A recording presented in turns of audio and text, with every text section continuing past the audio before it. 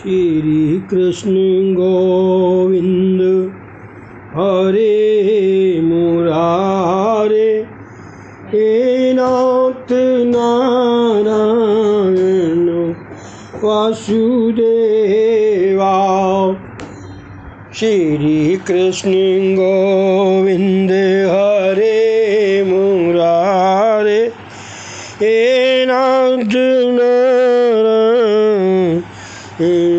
वासुदेवा।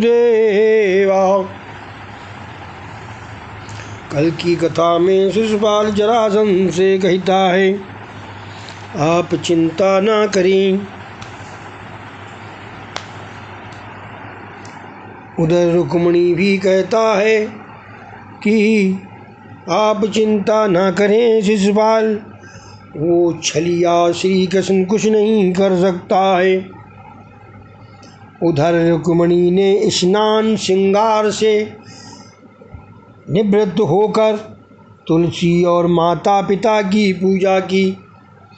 माता ने कहा, तेरा विवाह होने जा रहा है, सो उचित है कि तू पैदल ही पार्वती के मंदिर पहुँचे। रुक्मिणी ने दूसरी बार प्रणाम किया तो माता ने वैसा करने का कारण पूछा। पुत्री ने आशीर्वाद मांगे। पुत्री जानती थी कि ये तो पार्वती के मंदिर से सीधे द्वारका जाने वाली हैं, उसे घर लौटना नहीं है। कई राजाओं को रुक्मिणी के दर्शन की, माताजी के सौंदर्य को निहारने की इच्छा थी, किंतु उन्हें कुछ नहीं दिख पाया। रुक्मिणी मंदिर में पूजा तो पार्वती की मूर्ति की कर रही थी, किंतु उस मूर्ति में उसे द्वारकानाथ के ही दर्शन हो रहे थे, क्योंकि उसकी भक्ति अनन्य थी। रुक्मिणी ने गणपति और पार्वती की पूजा की और प्रार्थना की, मैं हमेशा आपकी पूजा करूंगी, मेरा श्री कृष्ण से विवाह हो जाए, ऐसा कीजिए। पार्वती जी ने उन्हें आशीर्वाद दिया। रुक्मिणी पूजा समाप्त करके मंदिर से धीरे धीरे नीचे आ रही थी तो कामांध राजागण उसके सौंदर्य की प्रशंसा करने लगे। माता जी को तो वंदन करना चाहिए। रुक्मिणी ने सोचा कि वो तो जीव मात्र की माता है, ये अपने ही बालक उसको काम भाव से निहार रहे हैं। रुक्मिणी ने अपनी दृष्टि से वह तेज प्रकट किया कि सभी कामांध राजा मूर्छित हो गए। माता जी को जो काम भाव से देखेगा उसका पतन ही होगा। प्रभु ने दारू को रथ आगे बढ़ाने की आज्ञा दी। दूर से गरुड़ध्वज देखकर रुक्मिणी प्रसन्न हो गई। प्रभु ने उसका हाथ पकड़कर अपने रथ में उसको बिठला लिया और रथ द्वारका की दिशा में दौड़ चला। धराशायी राजाओं को जब सुध आई तो अपने कपड़ों को झाड़ते हुए खड़े हुए। एक कहता था उसे चक्कर आए थे, तो दूसरा कहता था कि तेज के मारे गिर गया था। उन्होंने जब माना कि श्री कृष्ण रुक्मिणी का हरण कर ले गए हैं तो उन्हें आश्चर्य आघात लगा। क्या इतने क्षणों में वह सुंदरी को ले भागा? हम उससे युद्ध करेंगे। माता लक्ष्मी को भोग इच्छा की दृष्टि से देखने वाले का पतन ही होता है। शिशुपाल को तो रोना सा आ गया, मेरी नाक कट गई। जरासंध आदि ने कहा, नारी की भांति विलाप करने की ये घड़ी नहीं है, हम सब की नाक कट गई है, हमें उस गोपाल से युद्ध करना होगा। शिशुपाल, जरासंध, दंतवक्र आदि अपनी सेना को लेकर श्री कृष्ण का पीछा करने दौड़े। उधर शाम तक कन्हैया घर न पहुंचा तो बलराम को चिंता हुई। पूछताछ करने पर उन्हें सारी बात का पता चला। वो भी कैसा शर्मीला है कि मुझसे बात तक न की। वे तुरंत सेना लेकर विदर्भा पहुँचे और शिशुपाल जरासंध आदि की सेना को तितर बितर कर दिया। साथ निभाने का वादा करने वाले राजा भी भाग निकले।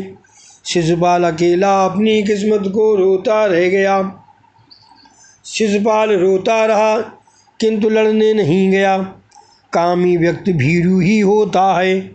उसके पास जरासंध आया और कहने लगा, यदि श्री कृष्ण अकेला होता तो मैं उसे हरा देता, किंतु बलराम को हराना आसान नहीं है।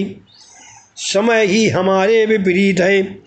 यदि तू जीवित रहेगा तो हजारों कन्याएं मिल जाएंगी। इस बार तो हम भाग चलें। रुक्मी श्री कृष्ण से लड़ने आया तो उन्होंने उसे खंभे से बांध दिया। रुक्मणी ने प्रार्थना की, मेरे भाई को मत मारो। बलराम ने भी कहा, जो भी हो अब तो ये तेरा साला है, उसे नहीं मारा जा सकता। उन्होंने रुक्मी को बंधन मुक्त किया। रुक्मी वैसे तो उद्धत था, किंतु बहन को प्रसन्न करने के लिए उसने बलराम को प्रणाम किया। रुक्मिणी आनंद से सोचने लगी, मेरे जेठ जी कितने दयावान हैं। उन्होंने मेरे पापी भाई को क्षमा कर दिया। आज तो विवाह के बाद भाई भाई एक साथ रह नहीं पाते। यदि मन विशाल रखोगे तो झगड़े नहीं होंगे। क्या बात। हमारे देश का आदर्श तो संयुक्त कुटुंब का ही है। राम लक्ष्मण आदि तथा पांडव भी एक ही घर में रहते थे। कृष्ण ने उद्धव के साथ गोकुल पत्र भेजा कि जब नंद बाबा पधारेंगे तभी वह विवाह करेगा। वाह। नंद बाबा को आनंद तो हुआ, किंतु उन्होंने सोचा कि वह तो यहाँ आता नहीं है, ऊपर से मुझे वहाँ बुला रहा है। मैं द्वारका नहीं जाऊँगा। उसके विवाह के दिन मैं यहाँ ब्रह्म भोज करा दूँगा। श्री कृष्ण ने ये बात जानी तो वे स्वयं गोकुल पधारे गए। वाह। मैया मैं आ गया, मेरे साथ द्वारका चल, नहीं तो तेरा कन्हैया अविवाहित ही रह जाएगा। नंद यशोदा गोपियाँ तथा अन्य सभी ब्रजवासी द्वारका पधारे। श्री कृष्ण और रुक्मिणी के दर्शन करके भगवान का स्मरण करते हुए गोपियों ने वहाँ देहोत्सर्ग कर दिया। लो। गोपियों के श्री अंग की मिट्टी से ही गोपी चंदन बना। हाँ, वहाँ गोपी सरोवर भी है। गोपी चंदन की महिमा न्यारी है। वहाँ महाप्रभु जी की बैठक है। वहाँ उन्होंने भागवत पाठ किया था। फिर वहाँ राजा भीष्मक भी आए। दुर्वासा के शाप के कारण कृष्ण रुक्मिणी के साथ द्वारका में तो रह नहीं सकते थे, सो माधवपुर में विवाह विधि संपन्न हुई। ब्रह्मा ने विवाह विधि का मुहूर्त दिया। मार्गशीर्ष मास की पंचमी रुक्मिणी को मंडप में लाया गया। ब्राह्मण समुदाय स्वस्थ वचनों का उच्चार कर रहे थे। वाह। वो ब्राह्मण कितने भाग्यशाली जो भगवान की शादी करा रहे हैं। क्या है? कस्तूरी तिलकम ललाट पटले बक्षस्थले कौस्तुभम नासाग्रे वरमोक्तम करतले वेणु करैकंगला सर्वांगे हरचंदनम सुललितं कंठे च मुक्तावली गोपास्त्रो परवेष्टतो विजयते कुर्यात् सदा मंगलम। मेरे प्रभु के भाल पर कस्तूरी तिलकम, कस्तूरी का तिलक है। वक्ष स्थल पर कौस्तुभ मणि है। नाक के अग्रभाग में सुंदर मोती की बाली है। हथेली में बांसुरी है, हाथों में कंगन है। समग्र शरीर पर हरिचंदन का लेप है। गले में मनोहर मोती माला है और गोपियों से घिरे हुए हैं। ऐसे प्रभु हमेशा कुर्याति सदा मंगलम। ऐसे प्रभु हमेशा सभी का कल्याण करें। लक्ष्मी नारायण के दर्शन से यादवों को परमानंद हुआ। रुक्मिणी महालक्ष्मी है और कृष्ण कौन है? कृष्ण है नारायण। जीव यदि लक्ष्मी का लाल बनकर उन्हें नमन करेगा तो वे उसे भगवान की गोद में मिठलाएंगी। यदि लक्ष्मी को माता का स्थान दोगे तो सुखी होगे, किंतु स्वामी बनने का प्रयत्न करोगे तो पतन के गर्त में गिरना पड़ेगा। लक्ष्मी पति ना बनो, लक्ष्मी पुत्र बनो। लक्ष्मी को माता स्वरूप मानने में ही लक्ष्मी को माता स्वरूप मानने में ही कल्याण है।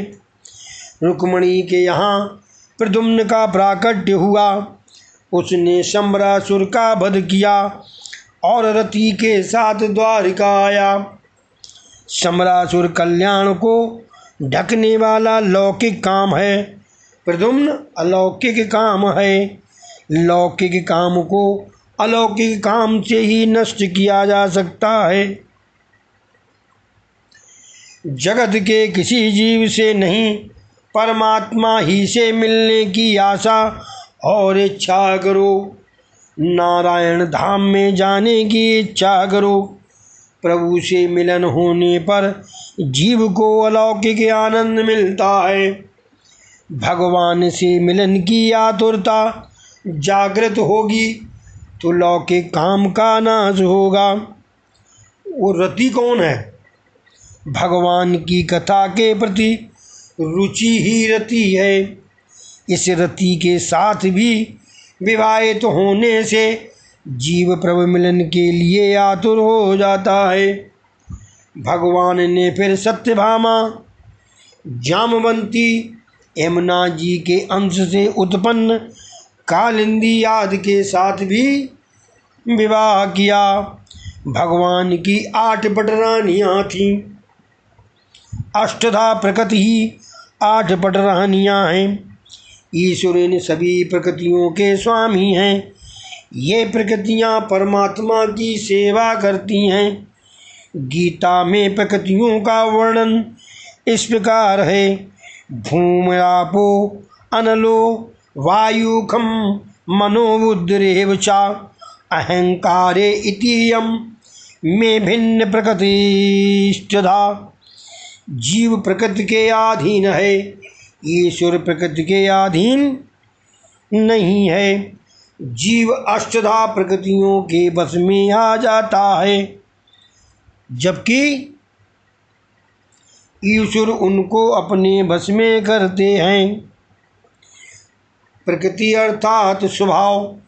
तुम स्वभाव के अधीन होने के बदले स्वभाव को ही अधीन कर लो।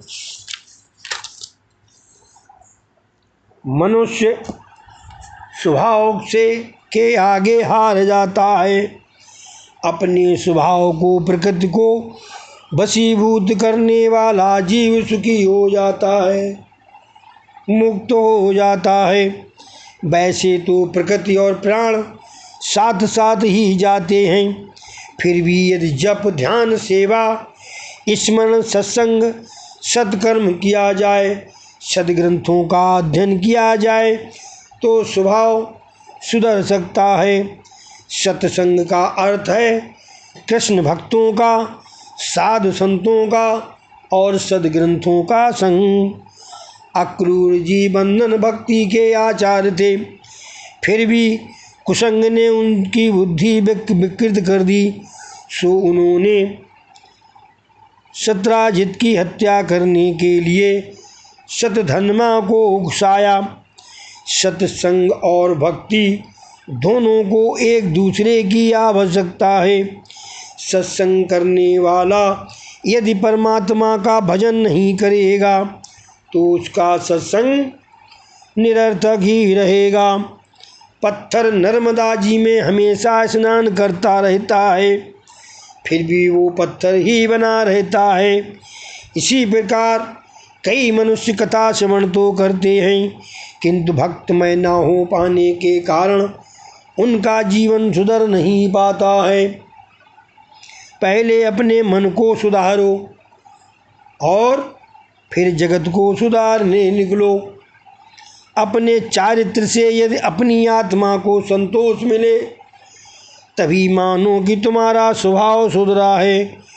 कथा श्रवण करने पर श्री कृष्ण के प्रति प्रेम न जागे, पाप की ओर घृणा न जागे, धर्म की ओर अभिमुखता न हो पाए तो मान लो कि तुमने कथा सुनी ही नहीं। कथा कहती है पाप कर्मों का त्याग करो और प्रभु से प्रेम बढ़ाओ। कथा सुनकर भगवान से ही संबंध बनाए रखो। तुलसी विवाह का यही रहस्य है। एक अध्याय में कहा गया है कि प्रभु ने 16,000 युवतियों के साथ विवाह किया। भौमासुर ने 16,000 कन्याओं को बंदी बना रखा था। ये 16,000 कन्याएं तो वेदों की ऋचाएँ हैं। वेद के 3 कांड और लाख मंत्र हैं। कर्म कांड इसके 80,000 मंत्र हैं जो ब्रह्मचारी के लिए हैं। उपासना कांड इसके 16,000 मंत्र हैं जो गृहस्थ के लिए हैं और ज्ञान कांड इसके 4,000 मंत्र हैं जो वानप्रस्थ के लिए हैं। वेदांत का ज्ञान विरक्त के लिए है, विलासी के लिए नहीं।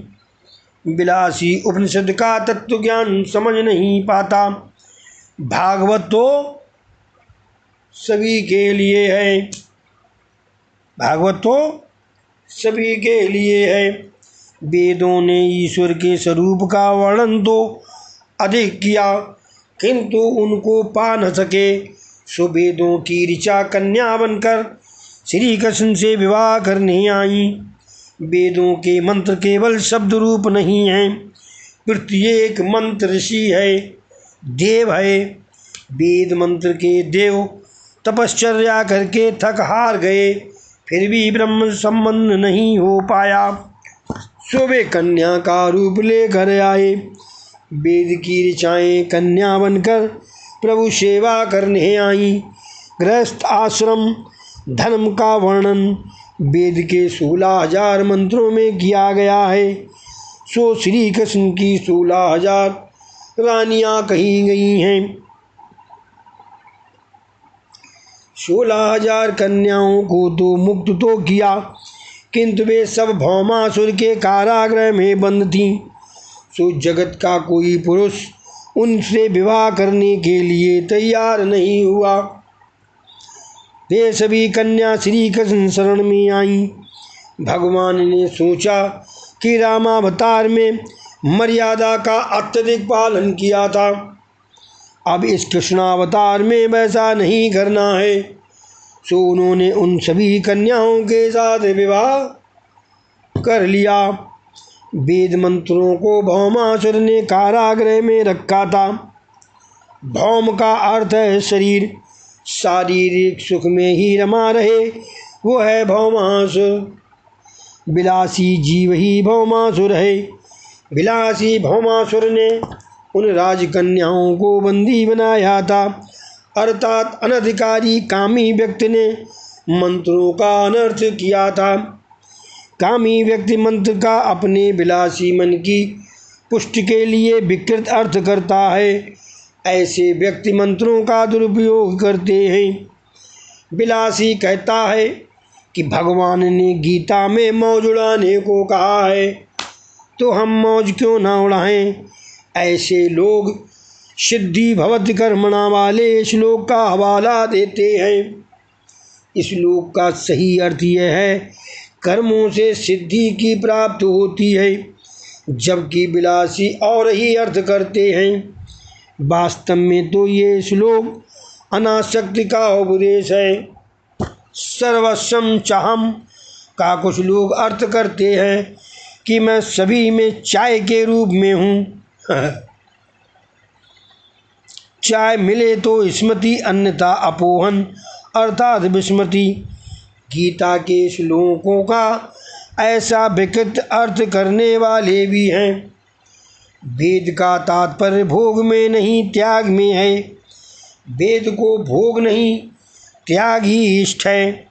वेदों का तात्पर्य भोग परक नहीं निवृत्ति परक है। प्रवृत्तियों को एक साथ और हमेशा के लिए छोड़ा तो नहीं जा सकता, किंतु जो कुछ भी करो धर्म की मर्यादा में रहकर करो। धर्म की मर्यादा में रहकर ही अर्थोपार्जन और कामोपभोग करो। वेदों का कहना है कि भोगों को धीरे धीरे कम करते जाओ, संयम को बढ़ाते चलो। वेदों ने प्रवृत्ति और निवृत्ति दोनों की चर्चा की है, किंतु उसका निर्देश निवृत्ति का ही है। अद्य कथायां समाप्तम। हरे कृष्ण कृष्ण कृष्ण हरे हरे, हरे राम राम राम हरे हरे, हरे कृष्ण कृष्ण कृष्ण हरे हरे, हरे राम राम राम हरे हरे, हरे कृष्ण कृष्ण कृष्ण हरे हरे, हरे राम राम